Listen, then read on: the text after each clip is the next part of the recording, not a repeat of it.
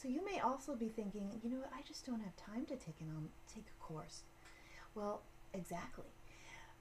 That's all of us, and that's why an online course is so great, because you can take it in 5-minute increments.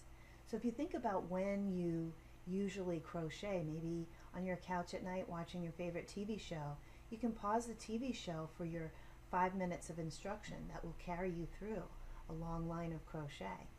And then, watch your show while you're doing that. And then when you need the next set of instruction, just pause it again for those 5 minutes.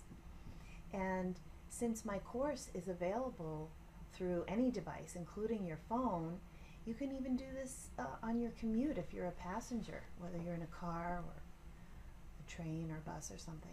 You can watch the 5 minutes of instruction and then crochet.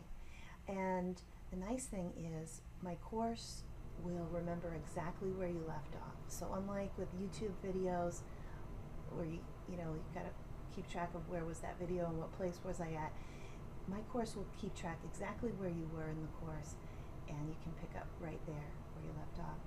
And you can spread it out over time, and at the end you'll have this beautiful shawl that you can make for yourself. So why not give it a try?